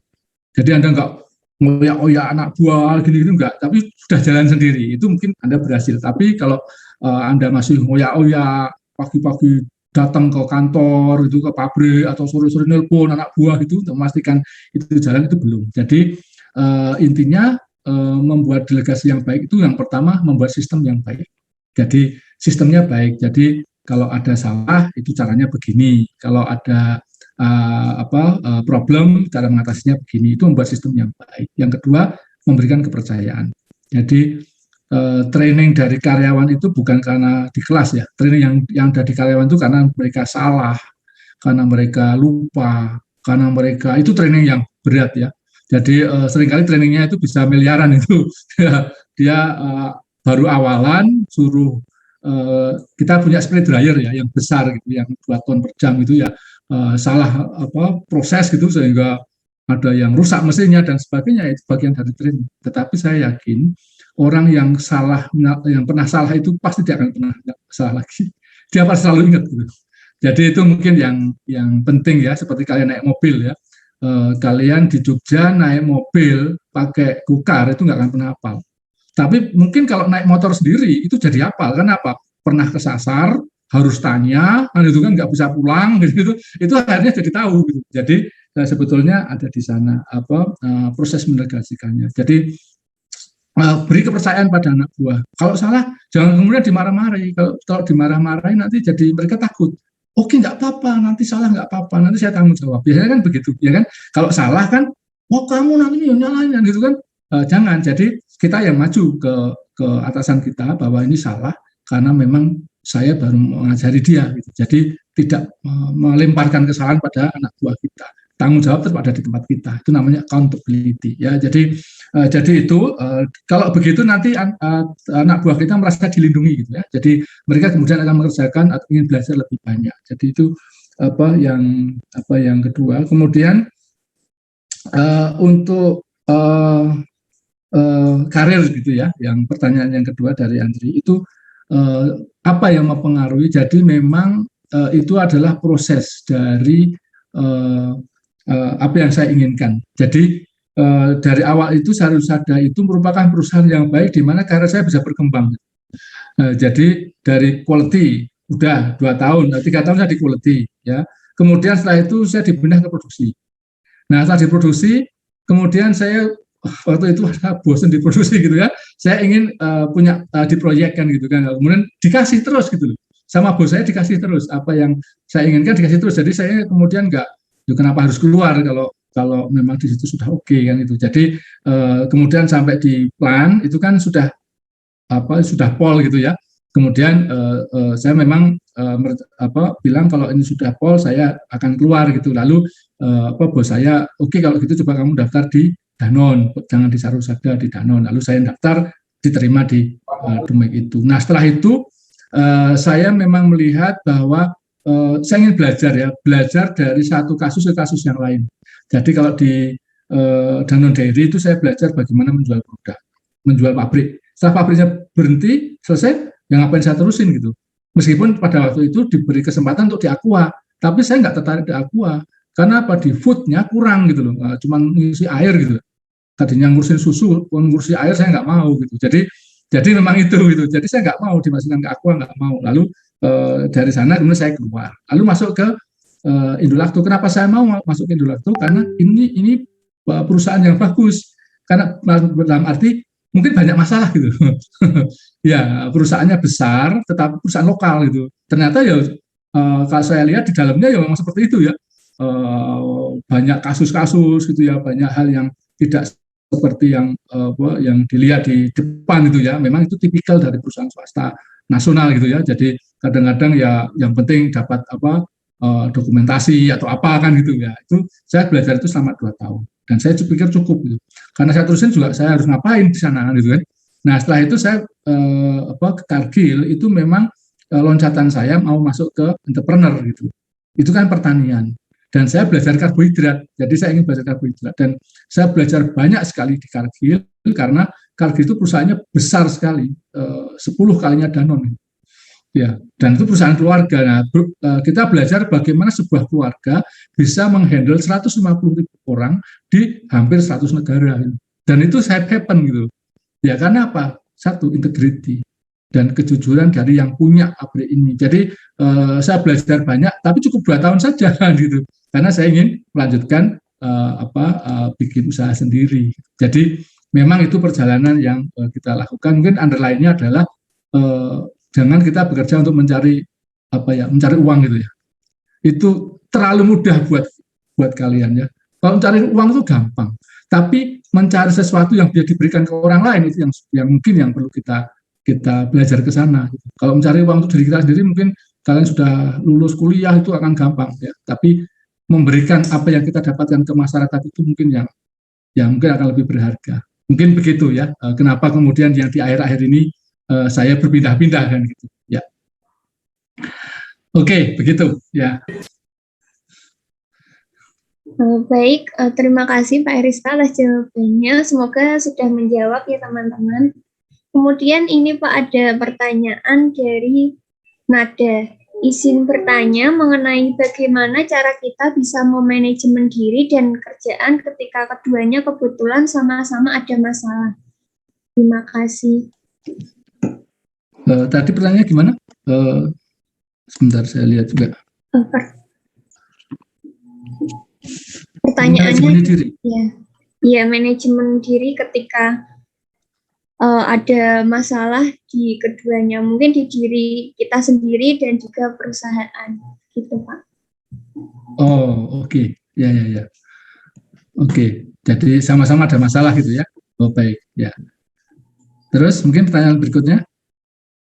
Untuk pertanyaan berikutnya dari Akahal, izin bertanya terkait isu di dunia ketenaga kerjaan yaitu mengenai TKA atau tenaga kerja asing di Indonesia.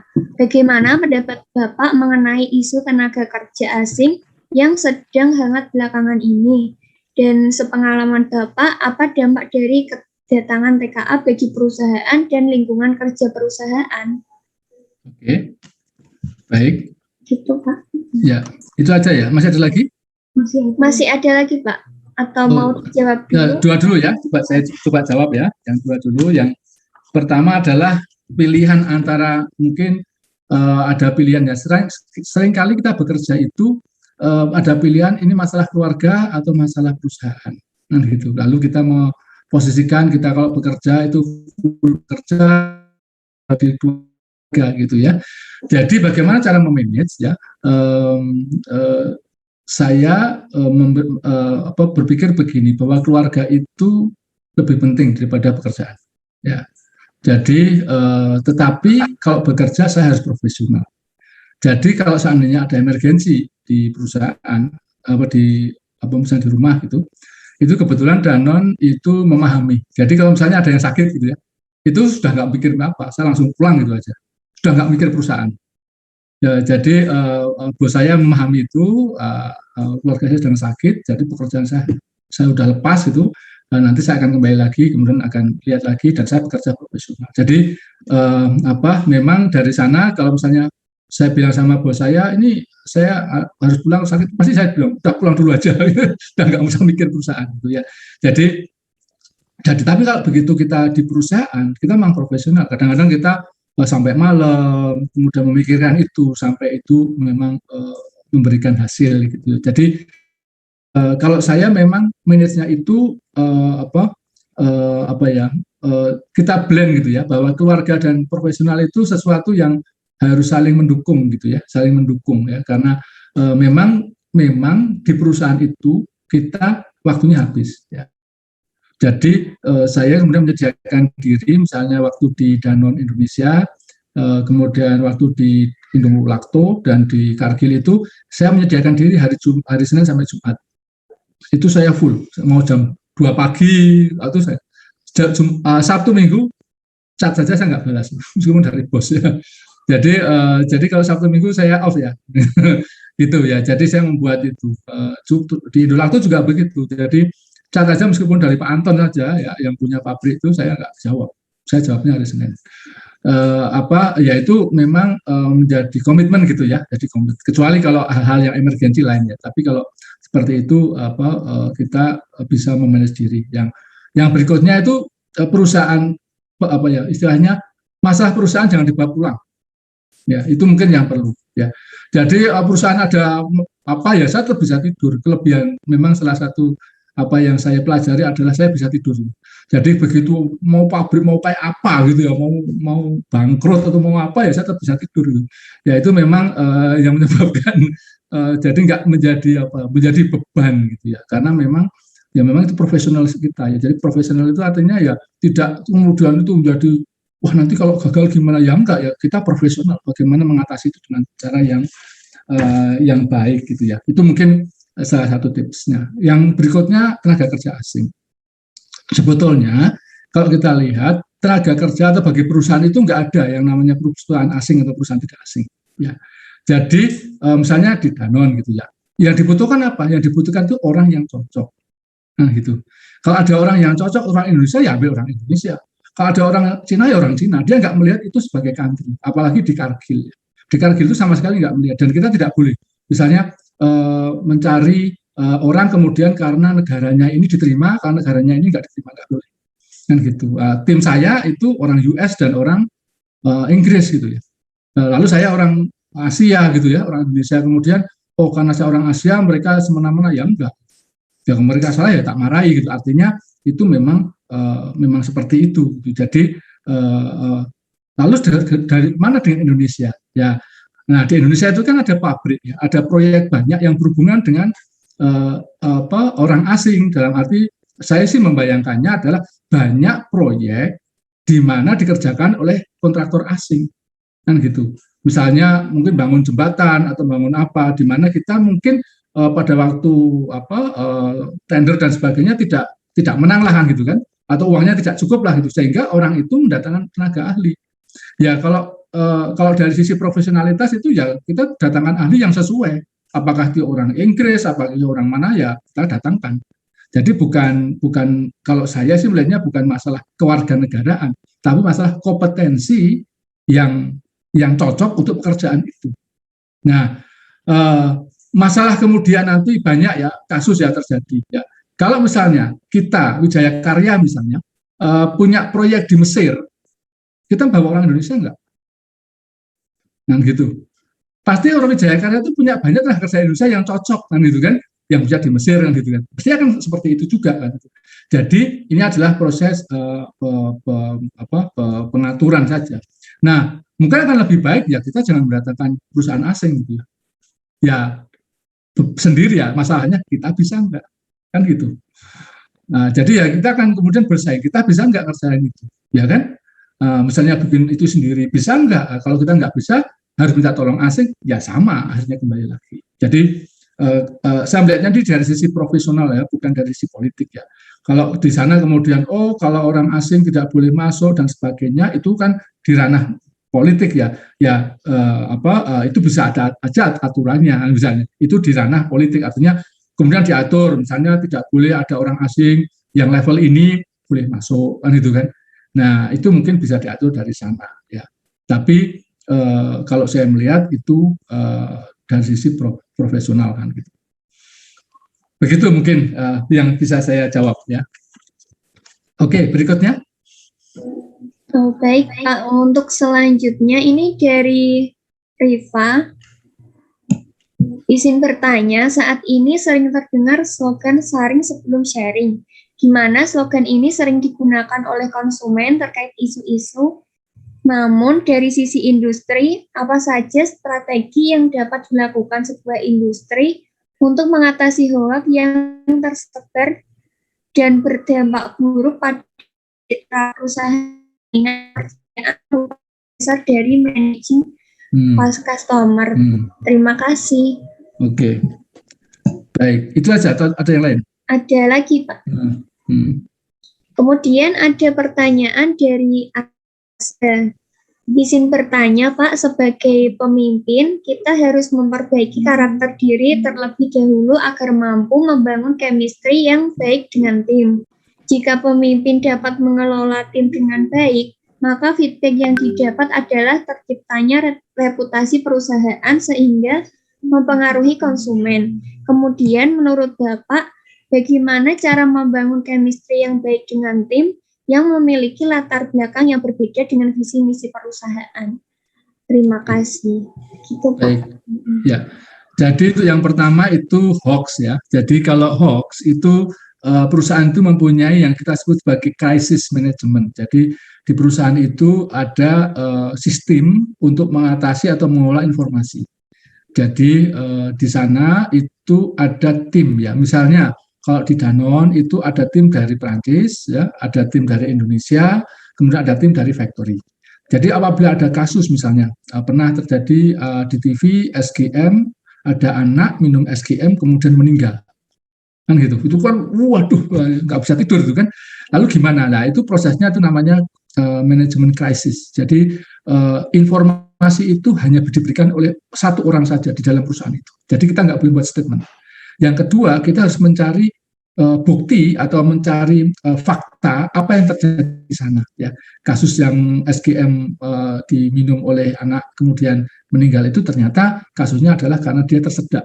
Itu tersedak, kemudian itu fakta yang diberikan itu bukan oleh kita, tetapi oleh dokter yang ada di sana. Jadi kita memberikan fakta. Nah, bagaimana cara yang terbaik untuk mengatasi itu? Ya tentunya yang pertama dengan bantuan IT ya.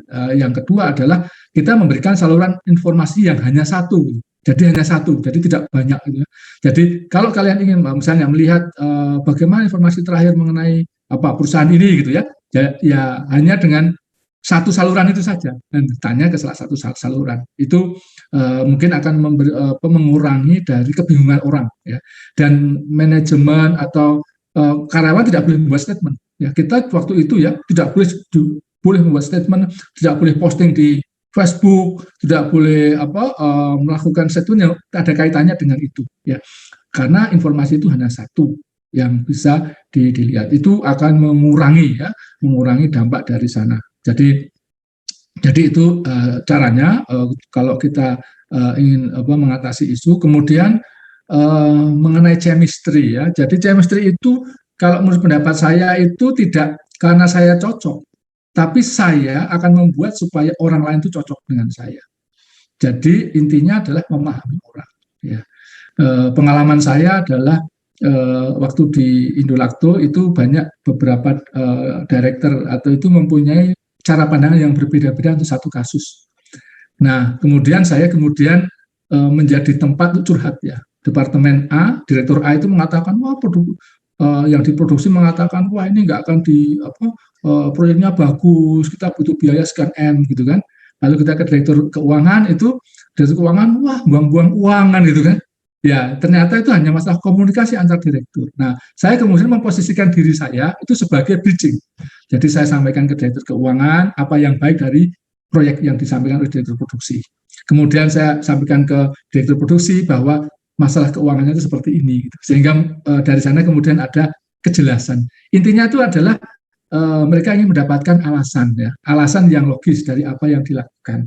Tapi kadang-kadang kalau di Indonesia itu orang tuh rikuh, itu yang sering yang dilihat. Jadi rikuh nggak mau tanya, tetapi kemudian memberikan judgement. Kan seringkali gitu, ya kan? Ada orang memberikan judgement seolah-olah dia itu seperti itu, padahal kenyataannya tidak. Nah, kalau di lingkungan barat itu kita langsung tanya, kamu ngapain sih? Kamu kok melakukan ini? Itu akan dijawab kan dengan lugas itu. Kamu buang-buang uang, kamu boros, kamu cara ngaturnya nggak benar gitu. Itu jelas. Tapi kalau di Indonesia tidak seperti itu. Kita harus memutar, kemudian ternyata permasalahan yang oleh Direktur Produksi tadi adalah kecurigaan ya bahwa Direktur Keuangan akan memotong uangnya kan gitu kan. Lalu Direktur Keuangan juga berpikir bahwa Direktur Produksi itu akan menghambur-hamburkan uang ya tanpa tahu sebetulnya kondisi keuangan seperti apa. Nah, itu dibuat bridging. Nah,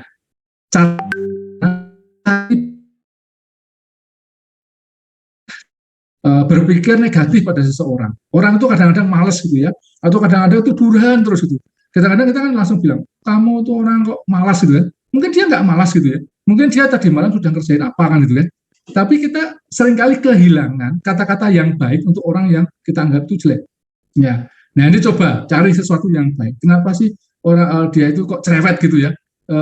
Mungkin dia ingin mengeksplor apa yang ada di dalam hatinya atau apa kan itu ya. Ini yang mungkin perlu dilihat. Cari baiknya. Lalu dari baiknya itu kita kemudian akan lebih comfortable. Karena orang itu baik gitu. Jadi saya kemudian ngomong sama dia juga enak. Tapi kalau kita sudah bilang orang itu nggak baik, kita mau ngomong aja malas gitu ya. Hati kita juga nggak lost gitu ya. Nah, ini mungkin yang perlu kita belajar bagaimana kita memiliki chemistry dengan orang lain yang berbeda-beda ya. Mungkin itu ya. Oke, mungkin masih ada yang bertanya? Yang di chat ini masih ada? Masih ada. Ini dari Muhammad Gavi. Saya bacakan pertanyaannya. Izin bertanya, bagaimana cara menggali potensi diri dan hal apa saja yang penting untuk dikuasai dalam dunia kerja sehingga dapat menjadi SDM yang berkualitas. Terima kasih. Oke. Kemudian ada lagi Pak dari Fabio Yoga. Izin bertanya Pak, mencari pengalaman dan ilmu di berbagai perusahaan penting sebagai bekal untuk membangun sebuah usaha. Jika kami sebagai fresh graduate yang minim pengalaman ingin langsung membuka suatu usaha, apakah bisa Pak? Dengan alasan usaha yang akan dibuka sesuai dengan passion dan yakin bahwa usaha yang akan dibuat dapat sustainable. Terima kasih. Ya. Oke, baik, saya jawab dulu bagaimana cara menggali potensi ya. Jadi tadi saya akan kembali lagi, don't limit your challenge ya, challenge your limit. Jadi kadang-kadang coba ya, saya nggak bisa lari 5 kilo gitu kan, sudah ngomong begitu kan. Ya, bagaimana cara menggali potensi? Ya, kalian belajar berlari sampai kalian pingsan. Ya, itu berarti mungkin bisa 6 kilo, 10 kilo, 7 kilo kan itu kan. Misalnya bisa begitu. Jadi dalam hal ini adalah lakukan sesuatu yang baru sampai membuat kesalahan, kan gitu. Nyoba terus gitu sampai membuat kesalahan. Nah, kesalahan berarti waduh ini salah kan gitu kan. Tapi kalau benar terus itu berarti belum sampai ke limit gitu. Jadi buatlah kesalahan, artinya mencoba sesuatu yang mungkin kita tentunya ini dengan cara yang profesional ya. Jadi saya akan mencoba ini, ternyata salah. Saya mencoba ini ternyata salah kan gitu kan. Nanti salah. Yang ini benar kan gitu. Nah, berarti kita tahu ada 3 cara yang salah, ada 1 yang benar kan gitu. Jadi itu yang akan membedakan, menggali mana-mana yang potensi yang bisa. Kadang-kadang kita tidak yakin loh, misalnya dalam menulis gitu ya, atau dalam kita kadang-kadang merasa ini nggak bagus loh, tapi hasilnya ternyata bagus. Ya. Tapi ada juga yang kita tuh sudah mati-matian, tapi ternyata orang lain tuh nggak menganggap itu sebagai sesuatu yang bagus. Ya, kadang-kadang seperti itu. Ya.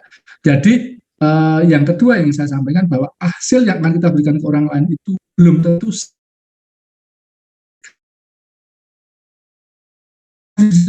ternyata enggak juga ya kan. Jadi lepaskan judgement kita terhadap apa yang kita lakukan itu ya, just lakukan dengan proses yang baik. Kalau itu salah kita benarkan, kemudian kalau sudah kita benarkan kita perbaiki terus begitu ya. Jadi dari sana mungkin kita akan lama-lama tahu lah, ya ini salah, ini yang benar gitu ya. Oke, jadi itu. Lalu kemudian untuk fresh graduate, ya graduate itu bagaimana cara usaha ya, itu hanya proses ya. Saya masuk pengalaman. Ya, intinya begini, jadi entrepreneur dan di industri itu sesuatu yang berbeda. Jadi itu bukan sesuatu yang dilanjutkan itu. Kalau saya melakukan apa yang pengalaman saya di industri saya terapkan di entrepreneur ya bubar, nggak akan jalan. Di industri itu kita punya orang yang semuanya pinter gitu ya, kemudian di sini nggak pinter, kita harus membangun orang yang dari biasa-biasa, nggak akan jalan. Jadi itu sesuatu yang biasa, yang berbeda. Jadi entrepreneur itu adalah masalah mindset, bukan masalah pengalaman atau apa. Pertama mindset, yang kedua keberanian. Ya itu saja. Yang ketiga adalah bagaimana kita bisa menarik customer. Jadi awal itu orang bisa, selama dia bisa narik customer, itu dia akan dapat uang gitu. Mau masih anak kecil, mau apa, kalau selama itu bisa. Ya. Nah,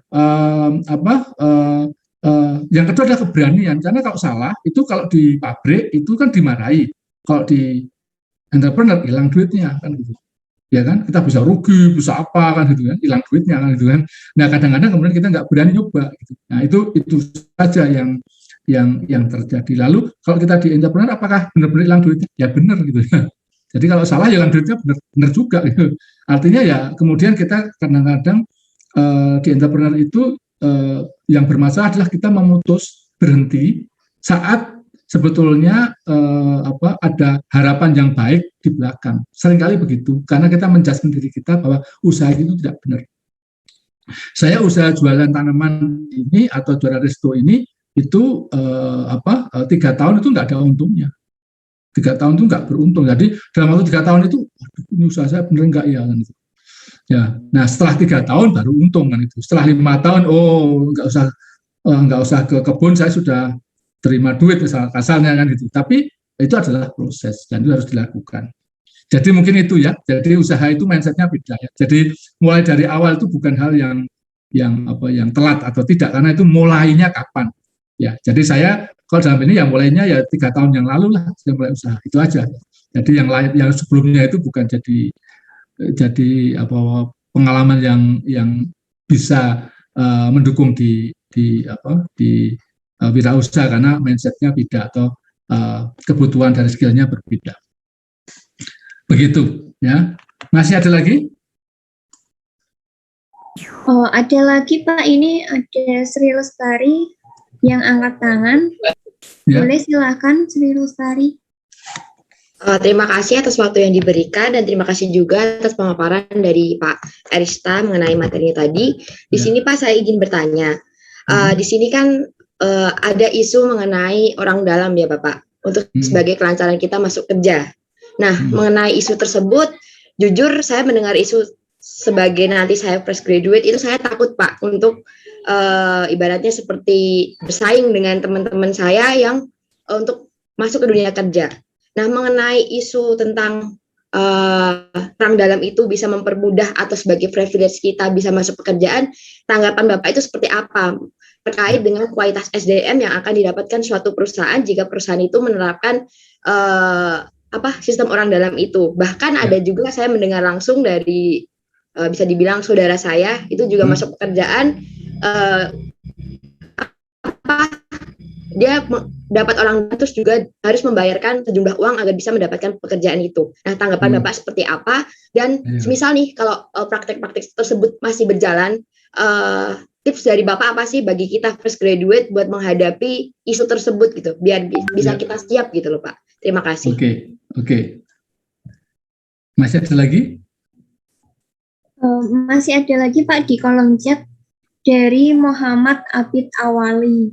Saya izin bertanya, dalam beberapa kasus saya sudah berhadapan dengan beberapa tipe pemimpin. Dan di suatu kasus saya memiliki pemimpin yang terlalu tidak enakan sehingga ada beberapa tugas yang menjadi tanggung jawab divisi saya malah dikerjakan oleh dia seseorang. Nah, apakah baik jika sifat terlalu tidak enakan tersebut ada di dalam seorang pemimpin? Oke. Baik, ini pertanyaan yang menarik ya. Jadi, apakah orang dalam itu penting? Jadi mungkin dari pertanyaan ya. Jadi begini, intinya perusahaan itu ingin orang yang perform. Ya, kebetulan waktu di Danone dan Indofood itu saya menjadi tim untuk rekrutmen. Jadi rekrutmen itu bukan pekerjaan yang ringan. Karena apa? Rekrutmen itu akan membangun perusahaan itu 17 tahun, 20 tahun yang akan datang. Kalau kita memasukkan orang serampangan, itu perusahaan itu akan jatuh hancur 20 tahun kemudian, bukan sekarang. Jadi kita harus hati-hati. Jadi kalau saya intinya adalah kita harus cari yang perform. Nah, apakah orang dalam atau network itu perlu? Kalau menurut pendapat saya itu ada pengaruhnya. Ya, makanya kalau kita bekerja itu kita harus cari network. Saya dulu masuk di Sariusada karena saya ketua KM. Kemudian saya kenal sama salah satu dosen yang memang dekat dengan, dan mereka tahu saya, notice lah. Oh iya, saya dulu ketua KM, kemudian notice saya, oh kamu daftar ke sana ya, karena kenal. Jadi network itu penting. Jadi cari teman, cari network itu penting. Perusahaan juga begitu, pasti akan cari orang yang sudah tahu kan, ya kan, yang perform nomor satu. Kemudian yang sudah tahu. Jadi membuat network itu penting ya. Tapi kalau kemudian sampai kita membayar untuk masuk, itu adalah usaha kita untuk menghancurkan diri kita sendiri. Karena apa? Inti dari pekerjaan itu ya, skill kita atau kompetensi kita itu akan diketahui pada 3 bulan pertama kita bekerja. Ya, kalau kita bisa masuk, itu kita akan bisa masuk terus ya.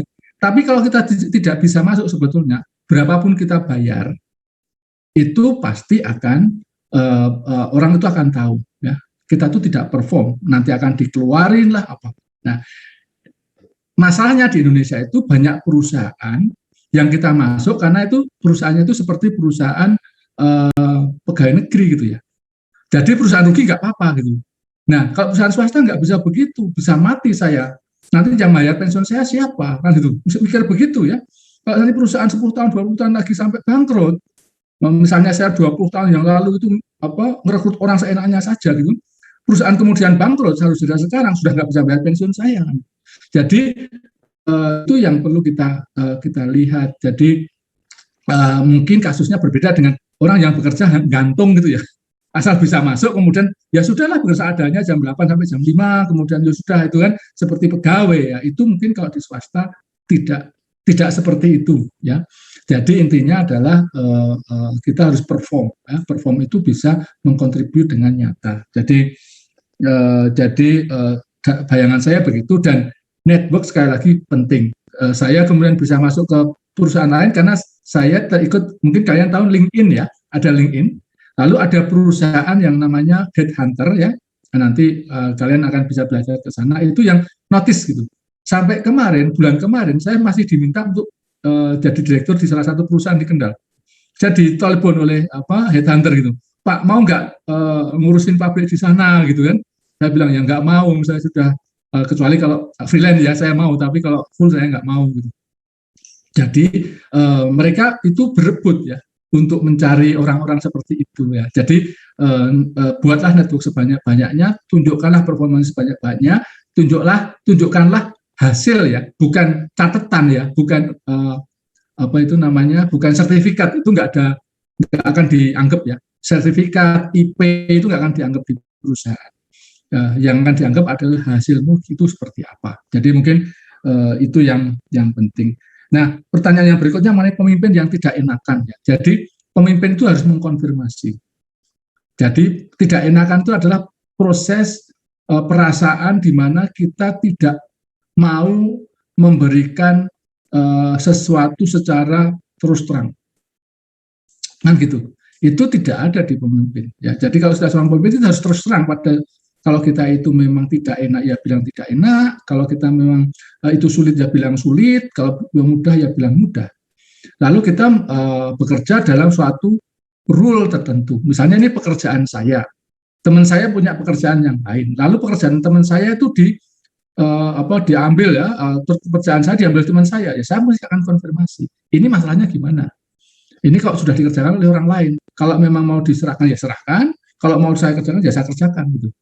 Tapi jangan kemudian didiamkan saja terus wah ini nggak enak, ini teman dekatnya bos, nggak ada istilah seperti itu ya. Jadi diklarifikasi dengan benar sampai itu clear gitu. Oh ya kalau memang begitu oke, saya akan kerjakan yang ini, Anda kerjakan yang sana.